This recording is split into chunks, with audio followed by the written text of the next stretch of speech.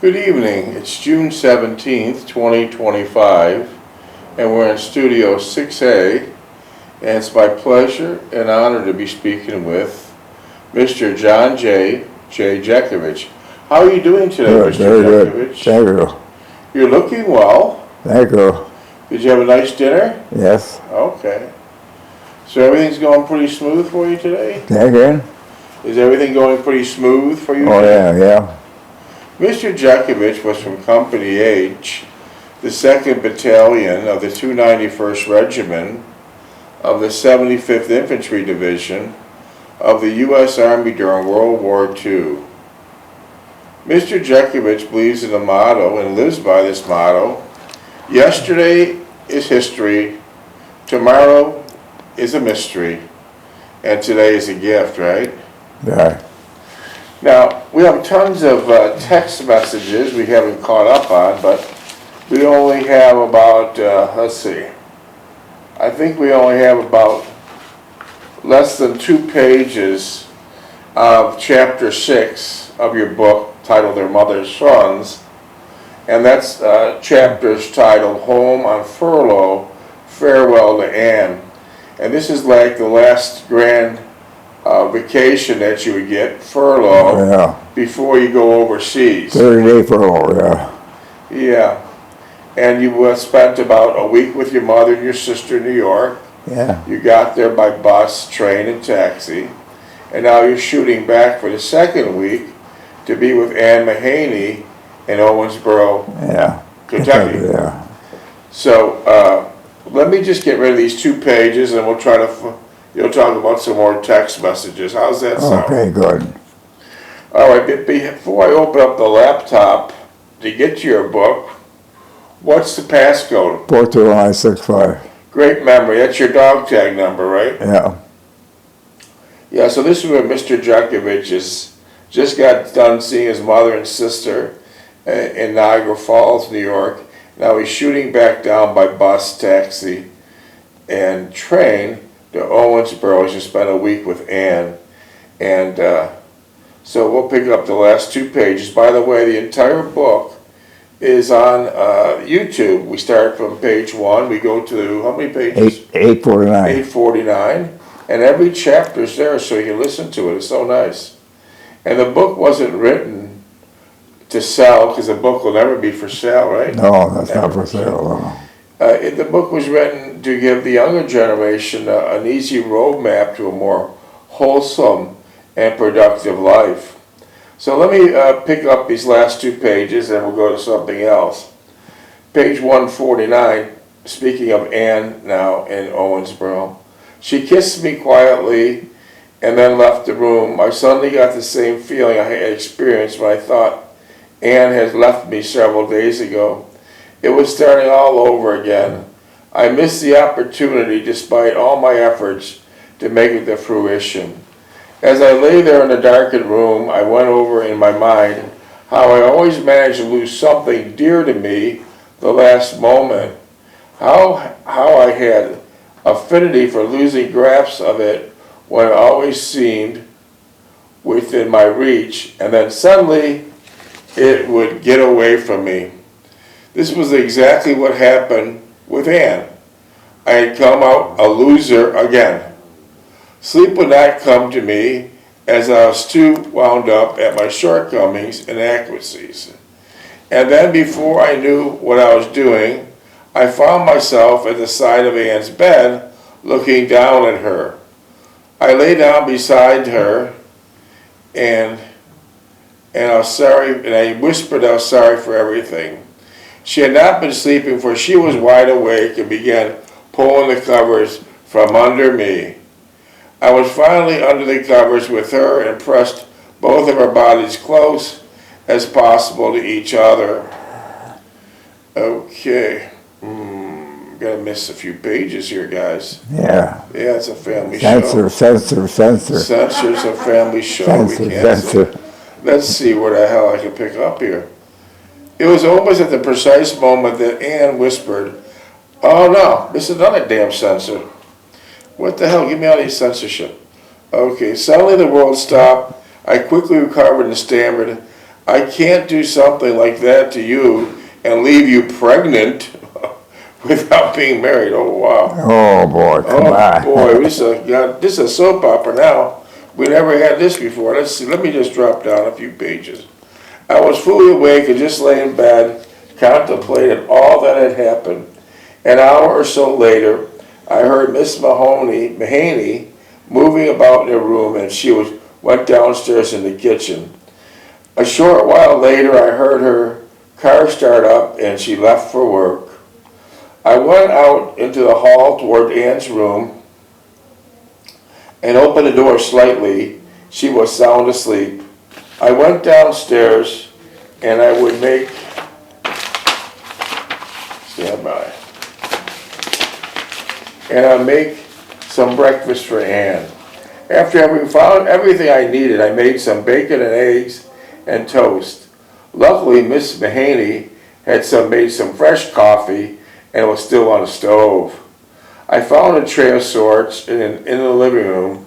There was an artificial flower, which I put it into a small glass. I went upstairs into Ann's room, and she immediately heard me enter. When she saw me with the tray of food, she sat up quickly and surprised and pleased. I sat the tray on her lap and sat in a chair beside the bed and watched her as she ate the breakfast I had prepared. Okay, so that's the end of Chapter 6, Home on Furlough, and Farewell to Ann. Tomorrow we'll pick up Chapter 7. This is Overseas and Beyond. Yeah. We'll pick that up tomorrow, and there won't be any, I can tell you that, Overseas and Beyond. I can assure you by glancing at these pages, there won't be any censorship here. This is getting into frontline combat. Yes, sir. So the interesting part of that chapter is what you promised Ann before you left, that you would call her. And you did call her. Yeah. Unfortunately, it was 80 long years later. Yeah.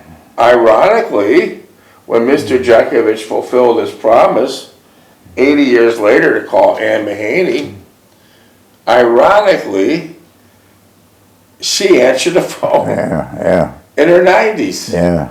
Mr. Jeckovich thought he'd be speaking to a young teenage girl, because that's what was in his mind, 19, 20, and with a real bubbly voice. But what did you come across when you reached her? Feeble. Real feeble. Yeah. Conversation didn't last long. Yeah. No. Wow, 80 years, holy hell. Who would answer the phone after? This is almost a miracle. So after you got off the phone with Ann Mahaney, what'd you do with your picture? What? When you got off Took the a phone, picture, I'll put my mother back up. yeah. In Mr. Jekovich's office, he had Ann Mahaney's picture there for decades. After that phone call, he realized Father Time is caught up. By the way, you can't beat Father Time. I don't give a shit what you do. Father Time will catch you all the time, right, Mr. Jeckovich? You can't cheat Father Time. He'll catch you. Yeah. So Mr. Jeckovich removed Ann Mahaney's picture on his office wall. You could see the stain and the discolor because it sat there for decades. And then he put his mother's picture in its place. And then we're getting right back to the book, Their Mother's Sons. What did you do with her picture? Wrapped it up in the towel, put it in the filing cabinet. Okay. Wow. That was a chance in a million that she answered the phone. What?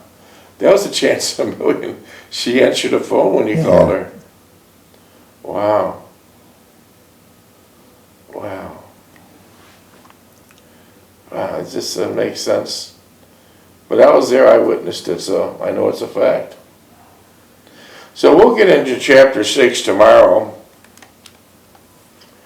And Mr. Jeckovich was born in 1925, and here we are in 2025, and Mr. Jeckovich is knocking on the door of 100.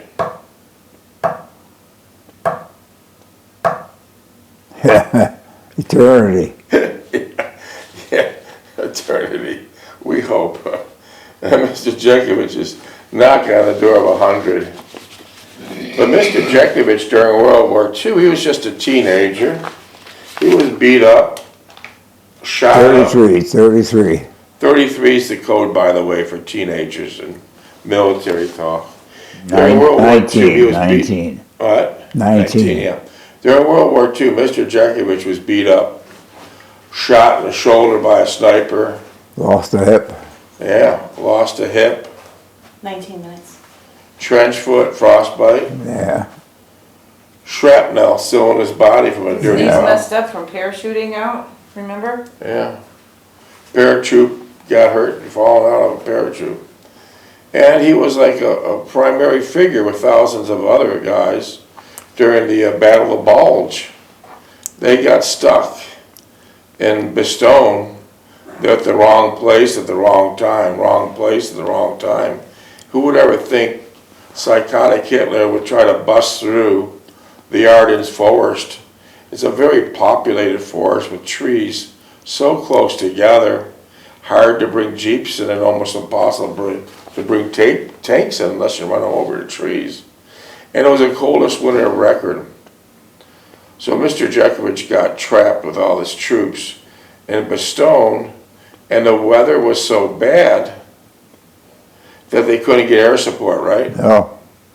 And what did they tell you to do with Bastogne, the higher-ups, about holding Bastogne? Gotta hold it. Well, yeah. Hold it at any cost.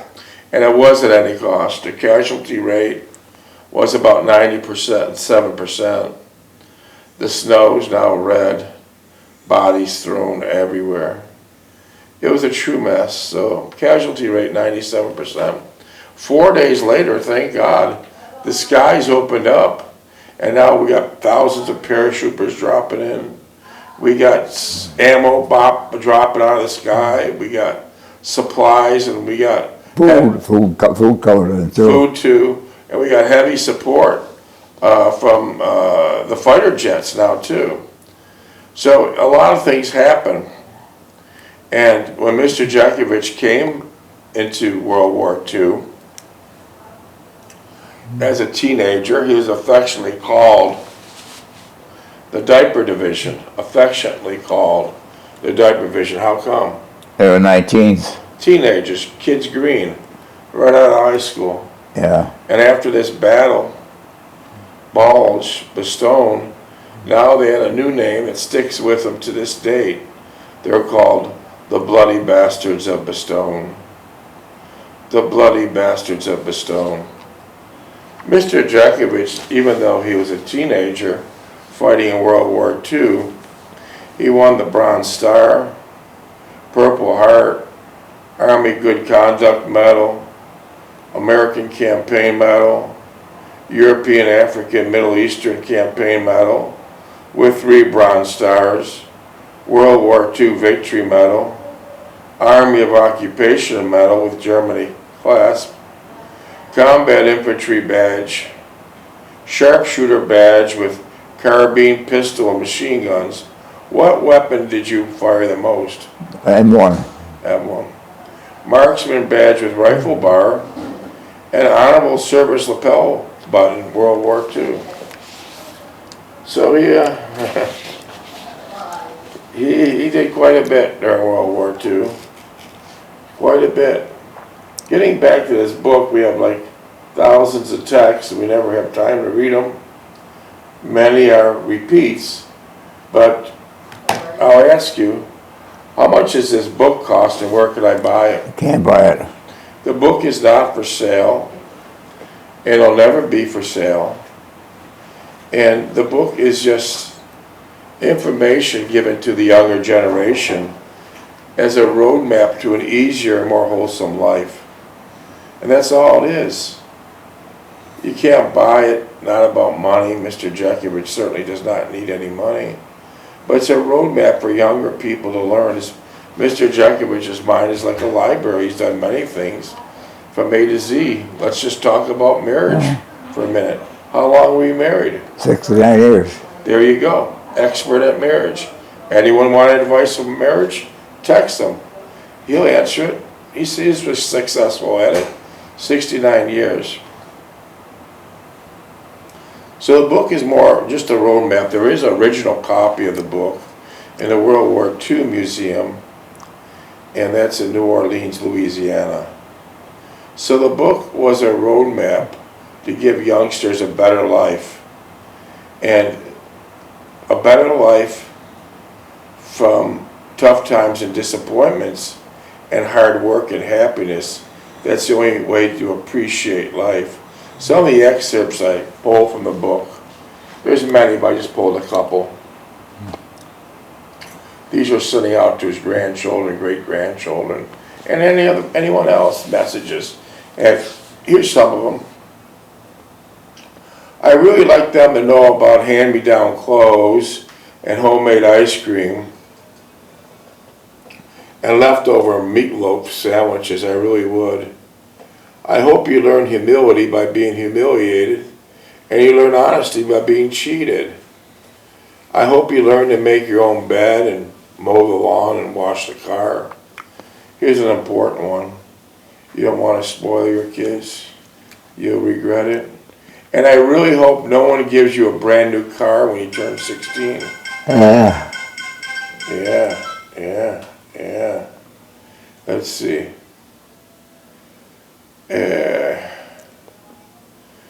It'd be good if at least one time you could see puppies being born and your old dog put to sleep. I hope you get a black eye fighting for something you believe in.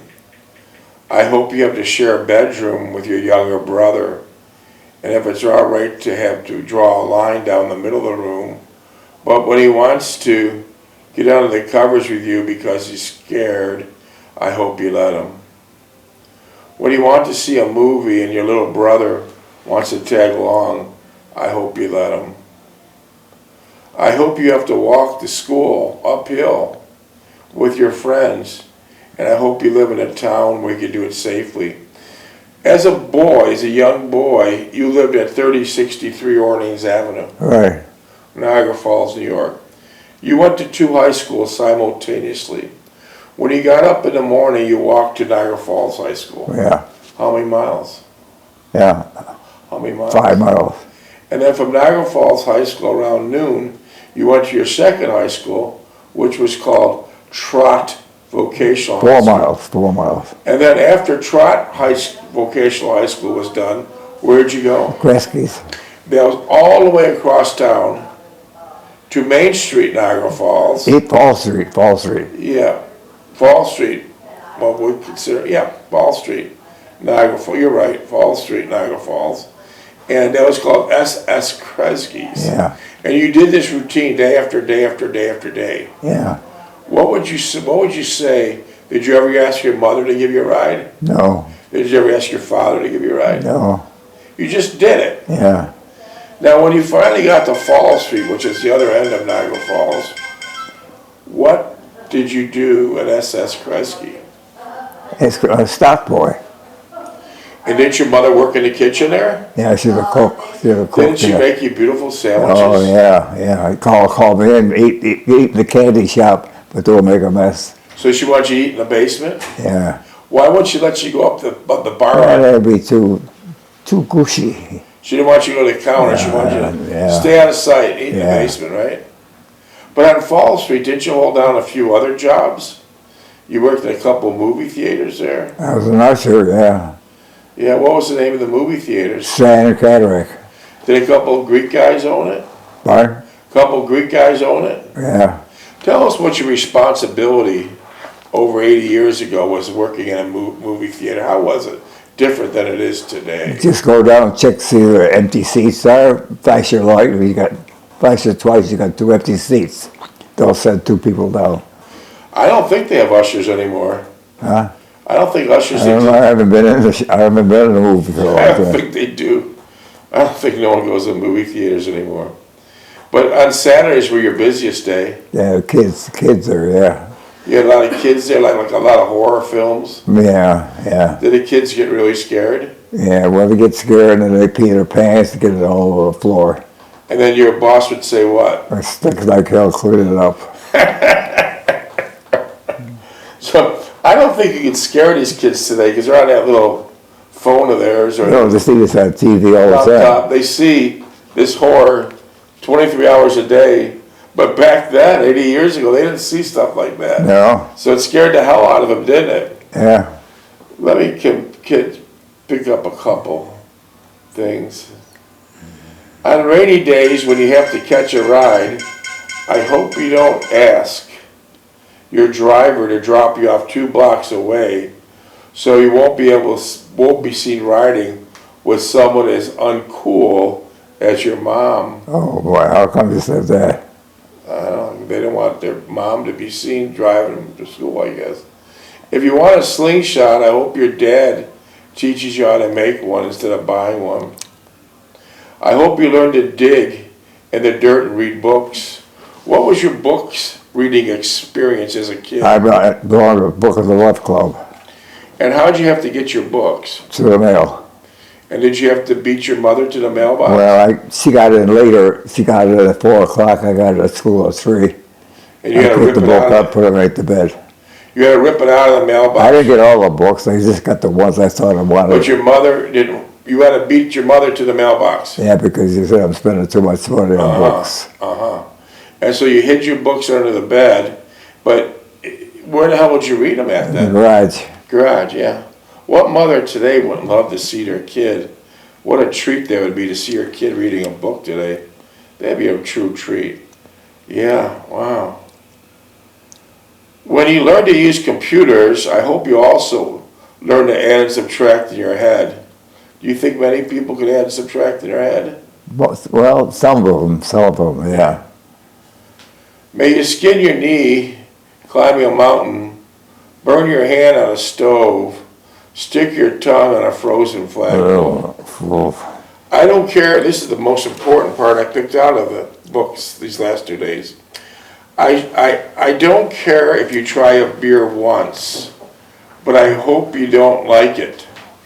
And if a friend offers you dope or a joint, I hope you realize he is not your friend. I sure hope you make time to sit on the porch with grandma or grandpa and go fishing with your uncle. May you feel great sorrow at a funeral and joy during the holidays. I hope your mother punishes you when you throw a baseball through your neighbor's window, and that she hugs you and kisses you at Christmas time when you give her a plaster mold of your hand. These are the things I wish for you. Tough times and disappointments, hard work and happiness. To me, it's the only way to appreciate life. It sums it up. Man, how many minutes we got here? put on the rise. We gotta finish up our studio. 6 minutes. 6 minutes, Mr. Jeckovich. So, I've been reading a couple things from the government here, and they said you were living at 3063 Orleans Avenue, Niagara Falls, New York, when you got drafted, right? Yeah. It shows here you weighed in at 187 pounds. How much you weigh now? 151. You have a lot of catching up to do. You're too light? Well, it's good in a way because many guys over the years, they get heavier and they can't fit into a military uniform, but you sure can. Another interesting point I found here was mustering out pay is pay they give you after the war is over with so you can get your civilian life back to normal. How much they give you out? 300. Yeah, I'm 100 a month. I'm looking at your mustering out pay to give you money to get back to a civilian life. The total was 300, Yeah. and they didn't pay you that all at once. They paid you at Once a month. $100 a month. Yeah. And then an interesting thing, a side note here is from Colonel J. Harris, and it's saying to give Mr. Jeckovich $21.95 for travel pay. That's bus fare. Yeah. And that was it, right? That's it. That was the grand finale. Yeah. Wow, how things have changed. We have a few minutes before the studio throws us out. The time will be up. Do you feel like you want to answer a couple texts? Go ahead. Many of them are off the wall, many of them are good, but if they send it to us, we'll read it. Okay, let's see what we got here. How is the world today, Mr. Jeckovich, different from when you were a child? Oh, a lot different, a lot different. Give us in one example. There's a lot more healthier. There wasn't all this rioting going on, all this nonsense we see today. Yeah. You fought in one war, right? Which war was that? World War II. You didn't fight in Korea? Nope. Did you think you were going to go to Korea? No, I thought I'd go to Pacific.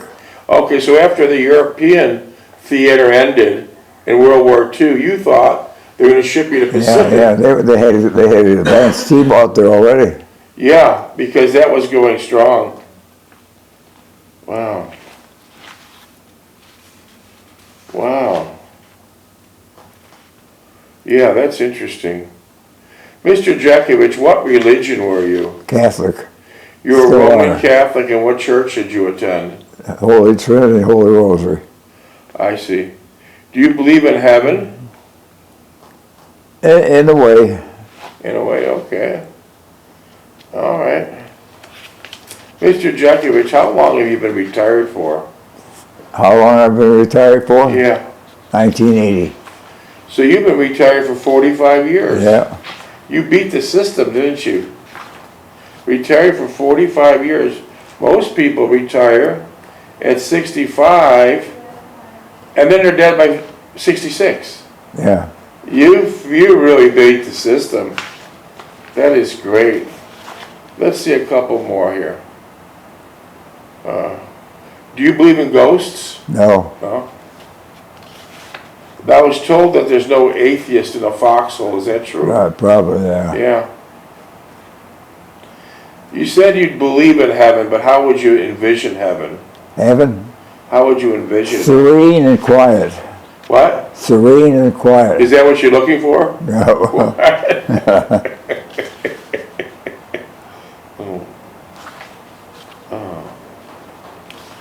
Yeah. But your mother was a devout Roman Catholic, right? Oh, yeah, definitely, yeah. Prayed the rosary nightly? On her knees, in front of the bed. Yeah. Yeah. Let's see what else they say. How many minutes? 2. Well, I'm trying to go through them. A lot of these things are we read before, or they're not appropriate to read. What is the worst job you ever had, Mr. Jeckovich? Worst job I ever had? Yeah. Cleaning up the piss with kids playing on the floor. And where was that at? That's a sad cataract theater. Movie theater. Did you have a strong work ethic? Oh, yeah. Yeah. Have you ever been fired or quit a job? No. No? What is the most rewarding job you ever had? Most rewarding job I had? Yeah. Probably taking care of my mother. Oh, that's beautiful. Mr. Jeckovich took care of his mother from 11 to her demise at 89. His father was a legal immigrant, worked 3 different jobs to give Mr. Jeckovich a better life, and he died at 40 years old of a massive heart attack, and Mr. Jeckovich took over from there. When you were a teenager, Mr. Jeckovich, what did you do for fun What did I do for fun? as a teenager? As a teenager, hockey at winter time and skiing there. Summertime we play ping pong or something on the floor, on the sidewalk. Yeah? Stick in the mud too, stick in the mud. Stick in the mud. What's that? You get a stick and you throw it in the mud. Oh, wow. Fun. And you lived in a real nice neighborhood, right? Yeah, How's that neighborhood today? it's all gone, it's destroyed. Destroyed? 10 Yeah. seconds. 10. Wow. It's a beautiful neighborhood. Yeah. We'll pick this up tomorrow. Let's see what's going on with this guy.